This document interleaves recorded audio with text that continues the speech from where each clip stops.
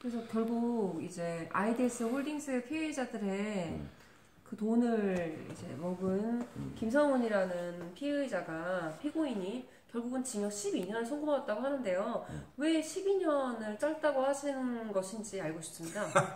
진짜 뭐 너무 기가 막혀서 말이 안 나올 정도인데요. 우리가 조이팔 아시죠? 네. 그렇죠. 조이팔이가 뭐 얼마예요? 5조를 갖다가 사기쳐 갖고 지금 뭐 죽은지 살았는지 모르는 그런 놈인데요.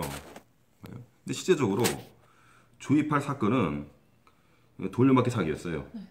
근데 실제 피해, 그러니까 돌려주지 못한 돈 있잖아요. 순수 피해액이 8,400억이에요. 그런데 IDS 홀딩스는 현재 판결문을 보니까 7,913억으로 나와 있더라고요. 총 피해액이 별로 차이가 없어요, 이게.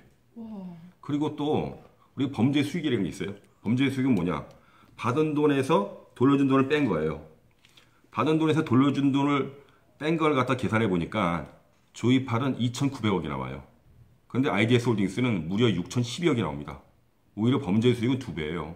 근데 범죄 수익하고 그 실제 피해액하고 차이가 나는 이유가 있어요. 그거는 뭐냐면 돌려막기는 이렇게 돌려막기 하다 보면 맨 처음에 들어온 사람들 있잖아요. 맨 처음에 들어온 사람들은 자기가 투자한 돈보다 더 많이 받아가요. 조이팔 같은 경우 60% 받아간 사람도 있고 막 이래요. 또 김성훈도 마찬가지로 한 30% 받아간 사람이 있고 그러다 보니까 이 범죄 수익하고 실제 피해액하고 좀 차이가 나는 거예요. 자, 그러면은 지금 판결문만 봐도 최소한 6천억 이상의 사기 피해가 발생한 거잖아요. 네. 근데 12년이면 그러면은 500억당 1년 받은 거네요? 그렇죠. 단순 계산했을 때 500억당 1년을 실형을 받은 거니까 좀 심하긴 심하네요. 어떤 사람들은 이제 뭐 1,000원짜리 감 한 줄 훔쳤다가 징역 사시는 분들도 있고 뭐 100만 원만 사기를 쳐도 일단 사기니까 그것도 징역을 많이 살거든요. 근데 1년에 500억을 하고 이렇게 그런다면은 오히려 사기를 권장하는 판결 아닙니까? 그렇죠. 맞죠. 근데 이제 뭐 최근에 보면 그 이숨 투자 자문 사건이라고 있어요.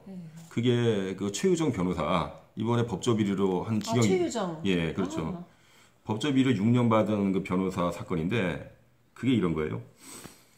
그러니까 거기 송창수라는 사람이 100억을 사기쳤어요. 근데 이놈이 100억을 갖다가 사기쳤는데 나중에 보석으로 나와요. 보석으로 나오는 동안에 이숨 투자 자문을 세워서 1,300억 사기를 쳐요. 그리고 나중에 1,300억으로 나중에 100억을 갚아요.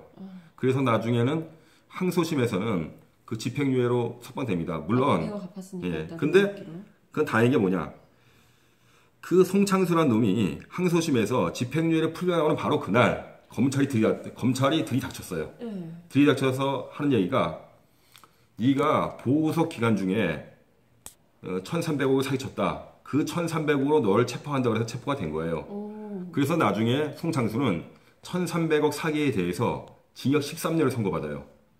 봐요. 근데 이건 뭐예요? 672억으로 672억 사기로 재판을 받는 자가 재판받는 2년 동안에 1조 960억을 사기친 거잖아요. 네네. 송창수의 무려 뭐예요? 거의 10배죠. 근데 송창수의 10배나 사기쳐놓고 어떻게 송창수의 13년보다 적은 12년밖에 안 나올 수 있죠? 저는 그것부터 문제가 심각하다고 보고 있어요. 근데 제가 하도 답답해갖고 그 판사, 그 판사님이 뭐 김도영 판사님이셨는데 제가 한번 과거의 경력을 한번 인터넷으로 조사해봤어요. 김성훈에 대해서 12년 선고한 판사님이신 거죠? 그렇죠. 예. 근데 이런 게 있더라고요. 뭐 2015년인가? 그때 동국제강 회장 장세주란 사람이 회사 돈 200억을 횡령해갖고 원종 도박을 하다가 체포된 사건이 있었어요. 근데 그때 영장을 청구했는데 영장이 기각됐어요.